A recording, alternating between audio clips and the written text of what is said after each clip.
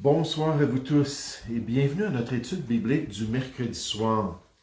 Bienvenue à une autre occasion pour plonger les regards dans la loi parfaite, la loi de la liberté ou la parole de notre Dieu. Ce soir, nous voulons répondre à la question « Les démons, que savons-nous exactement sur eux? » Les démons, que savons-nous exactement sur eux? Les démons, les créatures célestes, les esprits impurs qui font partie des principautés de la parole de Dieu. Que savons-nous exactement sur eux et surtout, qu'est-ce qu'on doit retenir alors qu'on pense à cette réalité spirituelle en tant qu'enfant de Dieu et en tant qu'Église de Jésus-Christ? Donc, on veut avoir un aspect un peu plus pratique. Mais avant d'en venir à des questions pratiques pour nous concernant les démons, j'aimerais vous présenter 10 informations pertinentes. 10 informations pertinentes concernant ces créatures formidables décrites dans la parole de Dieu. Premièrement, ce soir, les démons sont des créatures de Dieu. Les démons sont des créatures de Dieu. D'après les Écritures, il y a seulement un être qui est éternel. Moïse le décrit ainsi dans le psaume 90 au verset 2. Il le dit à son Dieu, il le dit d'éternité en éternité, tu es Dieu. Et donc Dieu, c'est un être sans fin. C'est un être qui n'est pas lié au temps. Puis il est éternel, mais quand on pense aux démons, ce sont des créatures qui ont eu un commencement. Ils ont été créés durant la semaine de création qu'on voit dans les premiers chapitres de la Genèse. À l'origine, ils n'étaient pas des démons ou des esprits impurs lors de leur création, puisque la Bible nous dit que toute la création de Dieu était très bonne, incluant ces créatures-là, Genèse chapitre 1 au verset 31. Donc, c'est la première chose qu'on retient ce soir, ce sont des créatures. Deuxièmement, les démons étaient des anges de Dieu qui se sont détournés du plan de Dieu. Donc, les démons, c'était des anges. Quand on parle du monde angélique, les créatures angéliques, ça incluait les démons. Mais un jour, ces anges particuliers se sont détournés du plan de Dieu. Il semble que les démons se sont rebellés en même temps ou subséquemment à la rébellion de Lucifer. Lucifer qui était le chérubin protecteur qui s'est élevé contre son créateur. Le théologien Michael Woodman nous dit « Les démons sont des anges déchus ». Comme l'indique Apocalypse 12 au verset 9, on nous dit « Le grand dragon fut précipité, ce serpent ancien appelé le diable ou Satan, qui séduit le monde entier. Il fut précipité sur terre et ses anges avec lui. » Là, on décrit ces anges et en fait, ce sont les démons des Écritures. Lorsqu'il est tombé, Satan a amené quelques anges avec lui, un tiers d'entre eux, d'après Apocalypse chapitre 12 au verset 4. Jude 6 ou chapitre 1 verset 6 nous dit qu'également que les anges ont péché contre Dieu. Donc, c'est pas juste les êtres humains qui se sont rebellés contre Dieu, qui ont fait le mal. Puis la Bible dit que nous sommes tous des pécheurs, nous avons tous fait des choses mauvaises contre Dieu. Jacques 2,10, pour celui qui penserait que non, moi je suis correct, la Bible dit si on a fait seulement un seul mensonge ou un seul péché contre la loi de Dieu, on est coupable de tous. Parce que là, on n'est plus parfait. Ça prend la perfection pour aller au paradis. On nous dit que ce sont des anges qui ont péché. Puis ainsi, selon la Bible, les démons sont des anges déchus, toujours selon ce théologien, qui, avec Satan, ont choisi un jour de se rebeller contre Dieu. Des créatures de Dieu, des anges, mais qui ont fait ce choix. Troisièmement, ce soir, les démons ont pour chef le diable ou Satan, celui qui s'appelait anciennement Lucifer.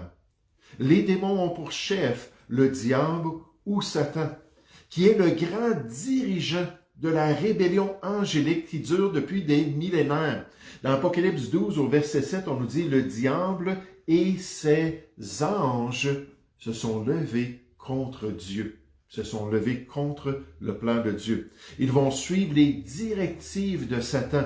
Ils vont accomplir les desseins du diable dans ce grand conflit spirituel alors qu'il est la principauté sur ce monde démoniaque-là qui cherche à défaire le plan de Dieu sur la terre. Quatrièmement, les démons, puis là on le voit, je l'ai déjà mentionné, sont en guerre contre Dieu. Les démons sont en guerre contre Dieu, contre la volonté de Dieu, contre le peuple de Dieu, contre l'œuvre de Dieu. Ils s'opposent au salut en Jésus-Christ. Ils veulent aveugler l'intelligence des hommes pour qu'ils se détournent de la bonne nouvelle de Jésus. Puis j'aimerais vous dire qu'un des aspects les plus frappants de cela, d'après le témoignage de tous ceux qui travaillent au salut des âmes, de tous ceux qui veulent être des gagnants d'âmes, des gagnants d'hommes, c'est que le diable vient convaincre les gens qu'ils sont corrects en eux-mêmes. Le livre des Proverbes nous dit toujours que les voies de l'homme sont toujours pures à ses yeux. Donc, je suis correct, je suis une bonne personne. Dieu va me permettre de rentrer au paradis, puis il aveugle les gens sur leurs besoins d'être sauvés, leurs besoins de Jésus-Christ, puis leur besoin de reconnaître leurs péchés. Matthieu chapitre 13, les fameuses paraboles du royaume. On nous dit au verset 19, 25 et 28 qu'il y a un ennemi qui se lève, il y a un ennemi qui intervient quand la semence tombe le long de la route. Comme des oiseaux qui vont venir la manger, le diable vient enlever du cœur de la personne qui n'est pas ouverte, va enlever la parole qu'elle a entendue. Puis nécessairement, on nous parle de l'ennemi qui sème l'ivraie dans une autre parabole. Puis là, on nous dit c'est le diable qui est en train de semer l'erreur, qui est en train de semer ces serviteurs-là de Satan. 2 Corinthiens chapitre 4, juste pour vous expliquer ce point, versets 3 et 4.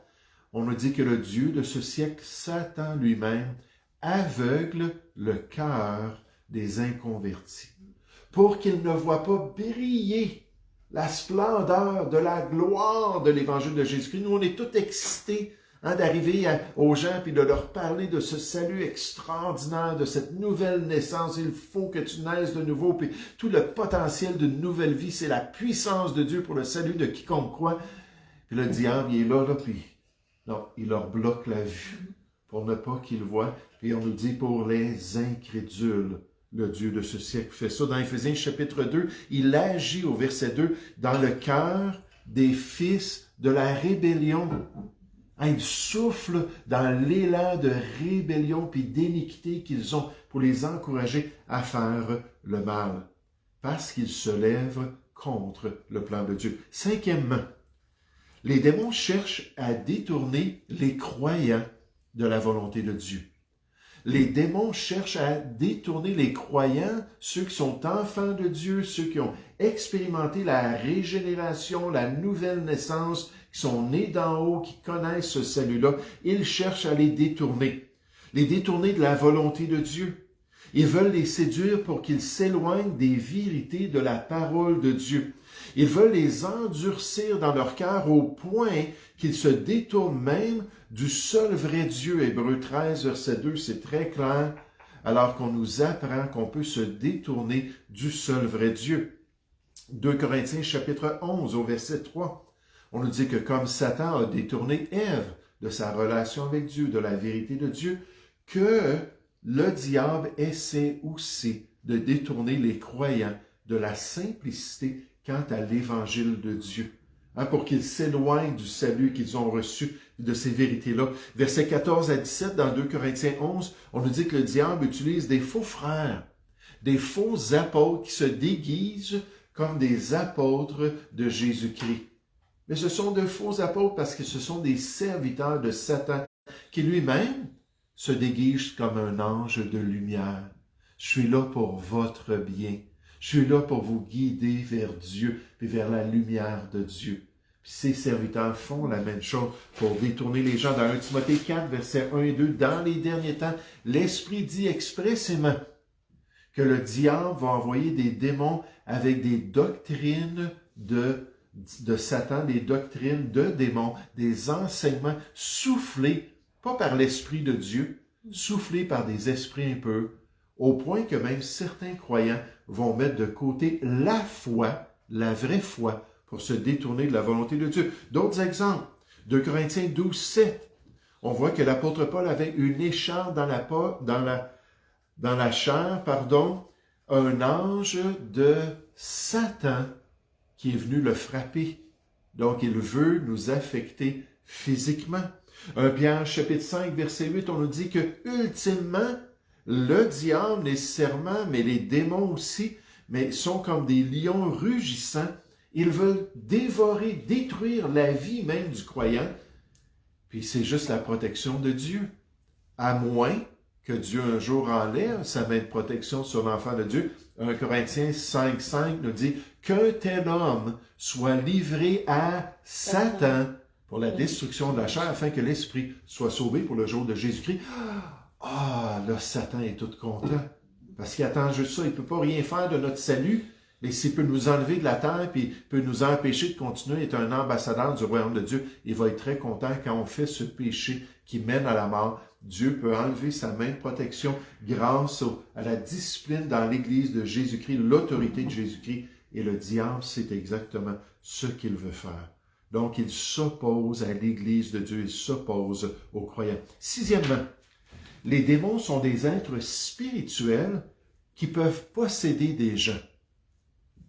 Les démons sont des êtres spirituels qui peuvent posséder ou contrôler le corps d'un individu. Et dans les Écritures, on parle d'une possession démoniaque. Et nécessairement, on nous donne des exemples de cela. Un auteur nous dit, les démons, en tant qu'êtres spirituels, ont la capacité de prendre possession d'un corps physique. La possession démoniaque se produit lorsque le corps d'une personne est entièrement contrôlé par un démon. Puis il y a plusieurs exemples d'un tel contrôle dans le ministère de Christ en Israël, parmi le peuple juif, le peuple de l'Alliance de Dieu. Puis on pense au fou de Gadara, c'est un bon exemple de ça.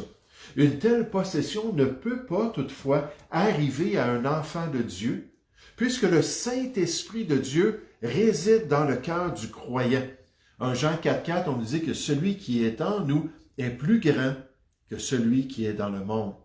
Même que le prince de ce monde de ténèbres, que le diable, parce que c'est l'Esprit de Dieu. Et dans cette question de délivrance de démons, lorsque quelqu'un était exorcisé par le Seigneur Jésus ou délivré, Jésus a décrit ça comme un homme fort qui rentre dans la personne, puis qui vient lier ce démon-là, puis une fois qu'il l'a contrôlé, il peut le délivrer. Mais là, la personne forte qui est en nous, elle est toute puissante. C'est l'Esprit de Dieu. Alors, un démon ne pourrait pas venir prendre le contrôle de notre personne parce qu'il est plus grand que tous. Nécessairement, on est en sécurité. Une possession démoniaque. Si à l'époque du Nouveau Testament, avec la loi de Dieu, puis le sacerdoce de Dieu, puis toute l'influence de Dieu en Israël, il y avait tant de gens de posséder, qu'en est-il à notre époque? Dieu le voit, et Dieu le sait. Mais il y a beaucoup certainement de possessions démoniaques. Plus qu'on joue avec l'occultisme, plus qu'on touche à toutes ces choses-là de l'ennemi, que là, ça l'ouvre la porte, Dieu enlève sa main de protection, puis la personne peut devenir possédée. Septièmement, les démons influencent les gouvernements du monde. Les démons influencent les gouvernements du monde. Ils influencent en tant que principauté ou autorité du monde invisible de Dieu. Souvenez-vous, Colossiens 1,16, Jésus a créé le monde invisible, puis il a créé le monde visible. Puis dans les deux, il y a des principautés puis des autorités, des princes du monde invisible puis du monde visible. Mais en tant que principauté ou autorité du monde invisible de Dieu, ils influencent les principautés et les autorités du monde visible de l'expérience de l'homme sur la terre. En d'autres mots, les démons influencent les autorités humaines dans notre monde. Ça, c'est pas étonnant. Alors qu'on voit tellement de mensonges, tellement d'hypocrisie, tellement de choses qui sont poussées par nos autorités qui ne viennent pas de Dieu, qui se lèvent contre Dieu, puis en fait, qui bien souvent sont totalement de l'erreur. Puis là, on se pose la question, qui est le père du mensonge? C'est pas dur de trouver la réponse dans les Écritures. C'est Satan, c'est le diable lui-même qui est derrière ces influences-là. Puis le roi Saül de l'Ancien Testament, c'est un bon exemple de cela. Lorsqu'il est devenu orgueilleux, qu'il s'est détourné de Dieu, Dieu l'a rejeté. Il a envoyé un esprit impur pour l'agiter.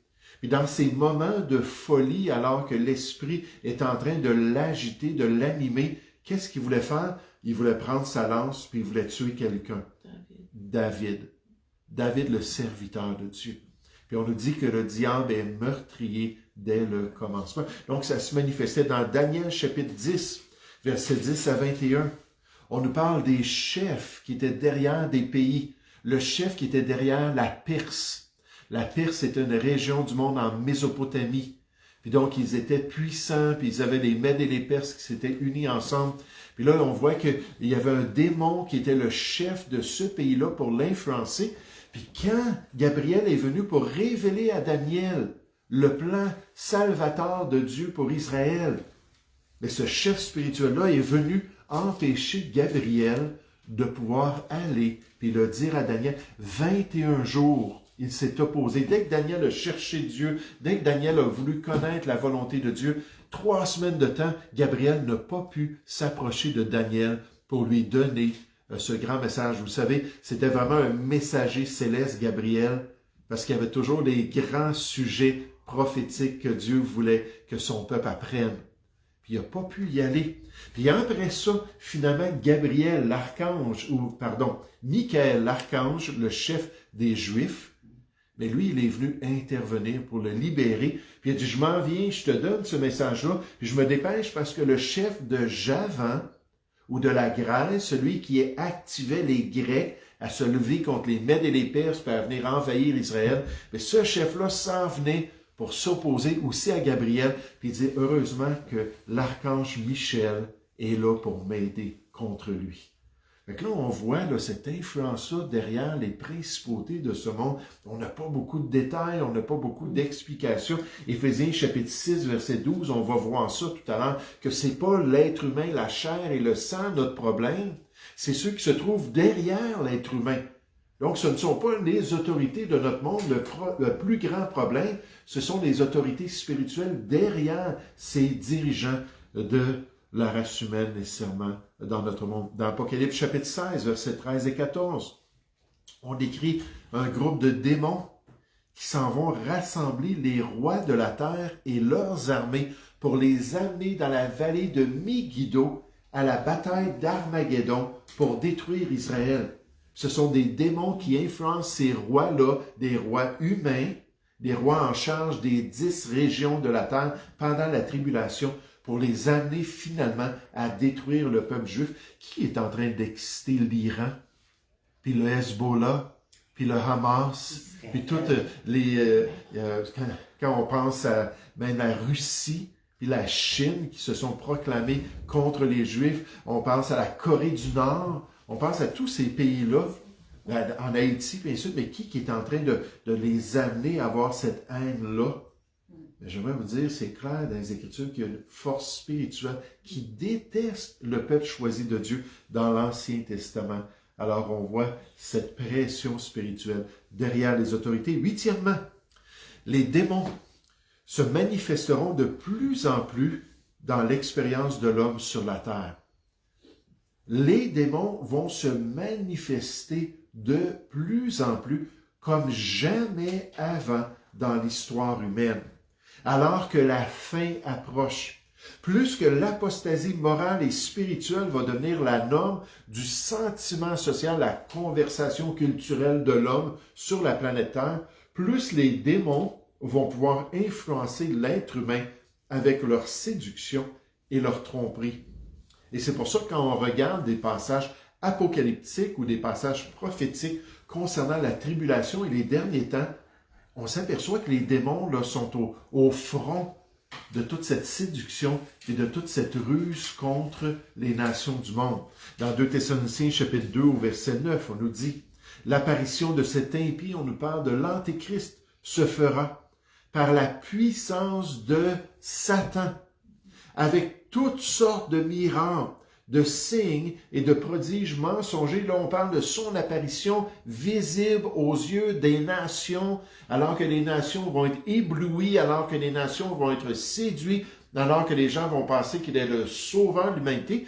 Puis je me demande toujours, toute cette crise au Moyen-Orient en ce moment, avec les missiles qui sont pointés d'un côté puis de l'autre, si ça n'amènera pas cet homme-là à paraître, puis à arrêter toute la folie, puis à désarmer tous ces gens-là, puis à amener une belle paix sur la terre, au moins temporairement, puis qu'il va être vu comme un héros. Mais là, on nous parle là, des miracles, des signes, des prodiges mensongers, les trois expressions qui décrivent le ministère de Christ, miracle, signe, prodige. Mais là, c'était véridique et non pas mensonger. Au verset 10, on nous dit « Et avec toutes les séductions de l'iniquité ». L'iniquité, c'est la rébellion. Ces esprits-là vont venir pour encourager la rébellion pour ceux qui périssent parce qu'ils n'ont pas reçu l'amour de la vérité pour être sauvés. Dans Apocalypse chapitre 9, au verset 20 et 21, on nous dit que pendant cette période, cette dernière génération, les êtres humains sur la terre vont adorer les démons. Ce ne sera pas juste les idoles, ce ne sera pas juste les fausses religions. Ça va être les démons eux-mêmes qui vont être adorés. Donc, il va y avoir une fascination pour ces esprits impurs-là. Dans Apocalypse 13, au verset 4, on nous dit que Satan lui-même, ou Lucifer, ou le diable, va être adoré par tout le monde sur la planète Terre qui n'aura pas reçu nécessairement, qui n'aura pas été, pas reçu la marque. Au contraire, c'est ceux qui vont avoir reçu la marque, mais ceux qui n'auront pas cru en lui, puis nécessairement en l'Antéchrist. Donc, il va y avoir cette fascination de plus en plus publique avec les démons. C'est pas étonnant qu'aujourd'hui, il y a de plus en plus d'églises de Satan qui participent là, de plus en plus de groupes qui sont totalement liés à ce mouvement démoniaque-là, qui sont bien acceptés aussi parmi les nations. Neuvième point concernant les démons.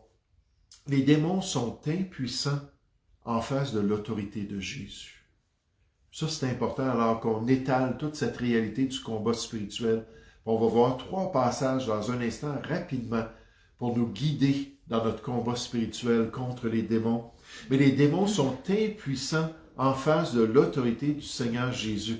Jésus qui est le Tout-Puissant. Jésus qui est le Seigneur de toutes choses, même des démons. Un auteur nous dit, Jésus, au cours de son ministère terrestre, a rencontré de nombreux démons. Bien sûr, aucun d'entre eux n'était à la hauteur de la puissance de Christ. Beaucoup de démoniaques, le texte biblique, lui furent amenés. Il chassa les esprits par sa parole, Matthieu 8 au verset 16. L'autorité de Jésus sur les démons était l'une des preuves qu'il était bien le Fils de Dieu. Les démons qui rencontrèrent Jésus savaient qui il était et ils le craignaient. « Que nous veux-tu, Fils de Dieu ?» Les démons lui demandèrent. « Es-tu venu ici pour nous torturer ?» Dans la Louis II, c'est nous tourmenter, mais c'est la même idée, un tortionnaire, mais nous torturer avant l'heure, Matthieu 8 au verset 29. Les démons sont conscients que leur fin sera une fin de tourment. Michael Woodman. Alors ça s'en vient parce que Jésus est souverain sur leur destinée. Et dernièrement, les démons furent vaincus par Jésus à la croix du Calvaire. Les démons, incluant leur chef Satan lui-même, furent vaincus sur la croix par Jésus à la croix du Calvaire. Et leur sang final s'en vient bientôt, alors qu'ils seront tous avec leur maître, la Bible nous dit, jetés dans le feu éternel qui a été préparé pour le diable et pour ses anges. Matthieu chapitre 25 au verset 41. Donc l'enfer n'a pas été préparé pour l'homme, bien que tous ceux qui n'auront pas été sauvés puis régénérés vont aller dans ce lieu de tourment. Mais ça a été préparé spécifiquement pour le diable et ses anges. Dans Apocalypse 20 au verset 10, on nous parle du sort éternel de ces grands rebelles spirituels qui vont être pris puis qui vont être jetés dans cet étang-là de feu, de soufre pour toute l'éternité. Les démons ou les anges déchus sont des ennemis de Dieu. Mais ce sont des ennemis qui sont déjà vaincus. Christ a désarmé les autorités et les puissances et les a donnés en spectacle en triomphant d'eux à la croix du Calvaire, Colossiens 2,15. Si nous nous soumettons à Dieu et résistons au diable, nous n'avons rien à craindre. Celui qui est en vous est effectivement plus grand que celui qui est dans ce monde. Donc, on a la victoire en Jésus-Christ. 3 passages importants pour nous guider dans notre résistance spirituelle envers les forces démoniaques de ce monde. Premièrement, Éphésiens chapitre 6. Les versets 10 à 20, ce serait idéal, mais on va lire moins que ça. Si vous voulez tourner là, s'il vous plaît, Éphésiens chapitre 6. Puis en passant, le verset 10, c'est notre verset du mois. Alors qu'on parle de la force de Dieu qui est disponible pour le croyant. Et dans ce contexte-là, c'est dans notre combat spirituel contre le diable et contre les démons. Éphésiens chapitre 6 au verset 10. On nous dit au reste, fortifiez-vous dans le Seigneur et par sa force toute puissante. Donc, est-ce qu'on est victorieux contre les forces du malin? Oui, certainement. Verset 11. Revêtez-vous de toutes les armes de Dieu, afin de pouvoir tenir ferme contre les ruses du diable. Verset 12. Car nous n'avons pas à lutter contre la chair et le sang, mais contre les dominations, contre les autorités, contre les princes de ce monde de ténèbres, contre les esprits méchants dans les lieux célestes. Donc, on a à lutter contre eux, à combattre contre eux, puis on va voir comment dans les autres versets aussi. C'est pourquoi, prenez toutes les armes de Dieu, on est au verset 13, afin de pouvoir résister, c'est la résistance spirituelle de l'Église, dans le mauvais jour, et tenir ferme après avoir tout surmonté. Parce que la grâce de Dieu est plus grande que toutes les épreuves qu'on peut vivre. Tenez donc ferme. Puis là, j'ai mis 3 petits points. Puis là, on décrit l'armure du chrétien. Donc, un passage important. Qu'est-ce qu'on apprend comme tactique dans ce passage-là pour la résistance spirituelle? C'est qu'on nous dit qu'il faut être conscient du combat. Nous avons à lutter. Un combat spirituel, pas contre la chair et le sang, mais contre ces autorités spirituelles. C'est un combat invisible qui est autour de nous. C'est une influence démoniaque sur les gens qu'on côtoie. Puis il faut être conscient du sérieux de cette guerre spirituelle parce que là, on nous présente les éléments de notre armure pour nous dire « revêtez-les ». Ah, vous ne pouvez pas être de bons soldats de Jésus-Christ sans tous ces éléments-là. Et qu'est-ce qu'elles décrivent, ces éléments? Qu'est-ce qu'ils décrivent? Ils décrivent la vie chrétienne, pratique, de marcher avec Dieu, puis d'accomplir la volonté de Dieu, puis chacun des éléments nous parle de ça.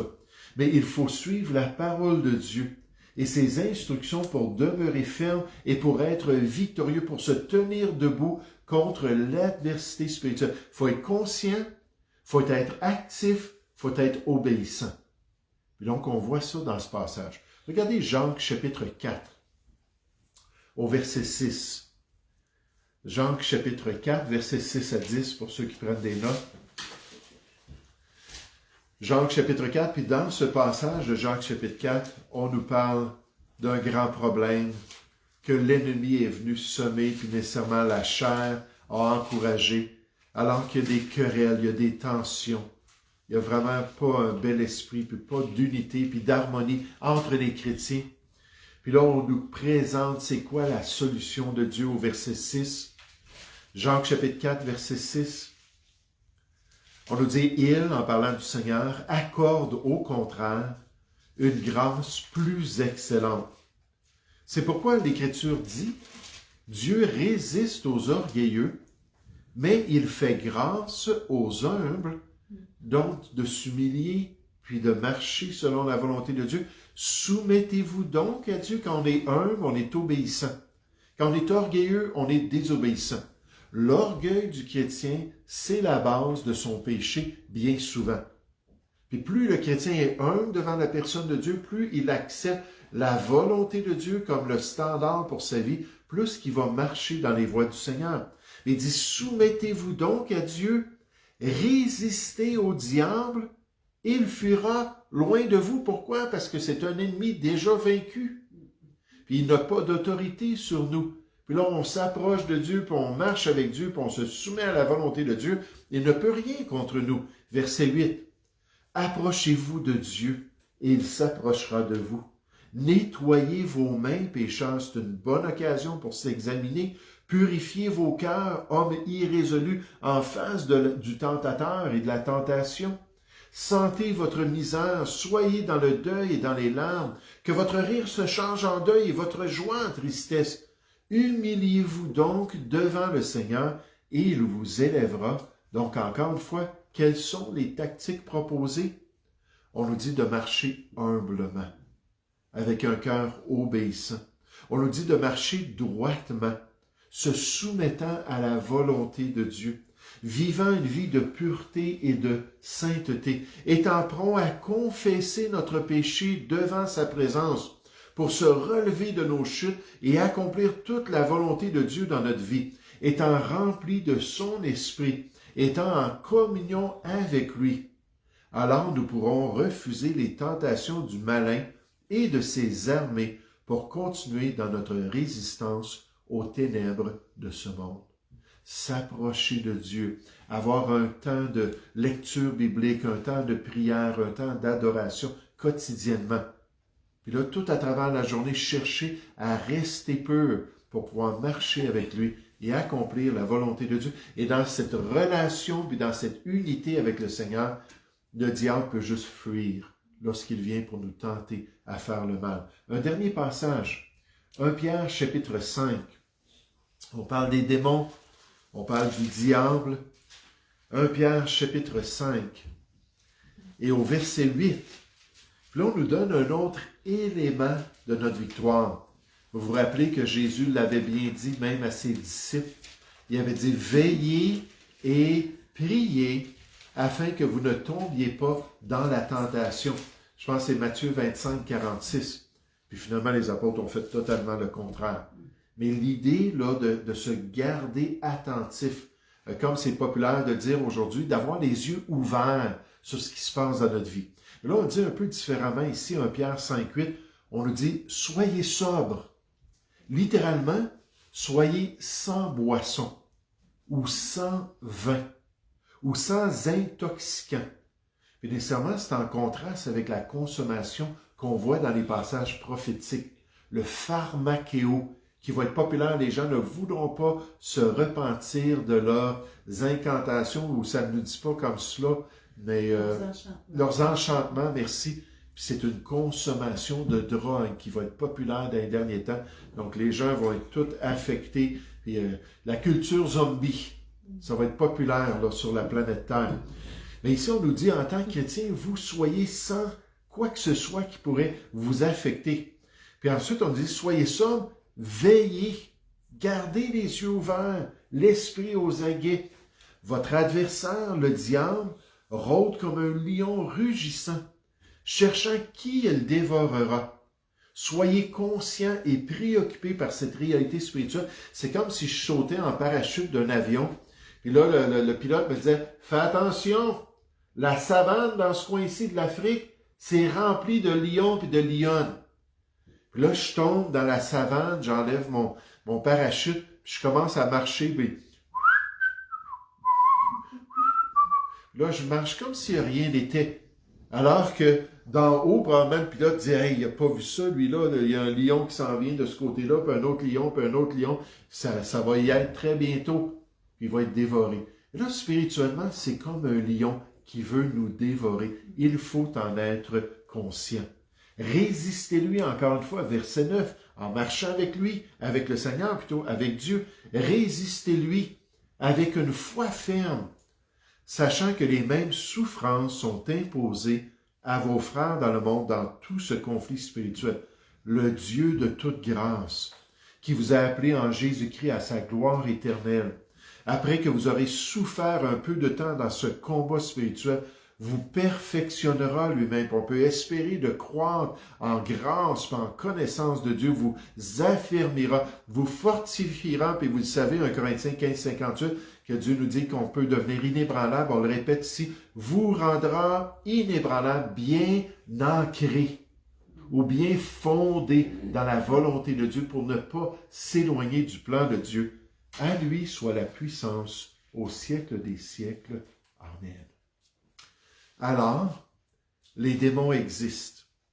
ce sont des anges déchus, des esprits impurs, des créatures qui œuvrent pour détruire le peuple de Dieu, pour affecter l'Église de Jésus-Christ et les âmes des inconvertis.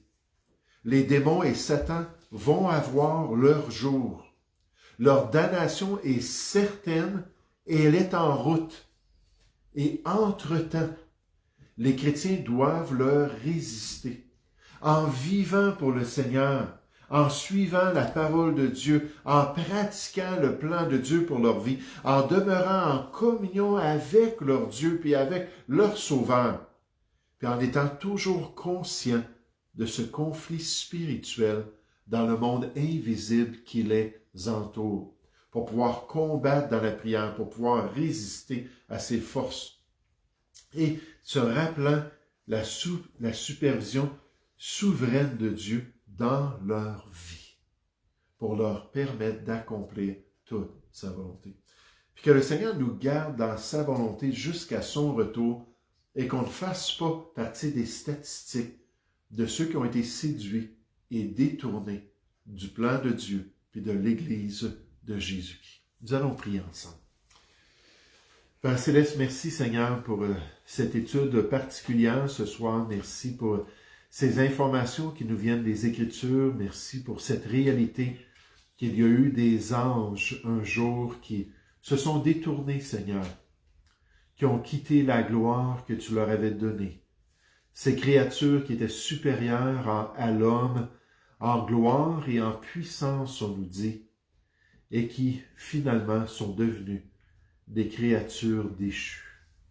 Des créatures toujours glorieuses d'après les Écritures, mais malheureusement des créatures qui utilisent maintenant leur capacité puis leurs intentions pour se lever contre le plan de Dieu. Merci Seigneur que les démons et Satan, ce ne sont que des marionnettes. Seigneur, des marionnettes que toi tu contrôles parfaitement. Même avec ton serviteur Job, Seigneur, le diable ne pouvait pas faire ce qu'il voulait. Il devait avoir ta permission. Et Seigneur, alors qu'on continue dans ce monde, aide-nous à garder cela à l'esprit, aide-nous à nous rappeler qu'il y a une dimension invisible autour de nous. Aide-nous à rester proche de toi comme notre bon berger, pour que ton bâton et ta houlette puissent nous rassurer dans ce grand combat spirituel. Oh, que ta volonté soit faite dans notre vie. Au nom du Seigneur Jésus. Amen.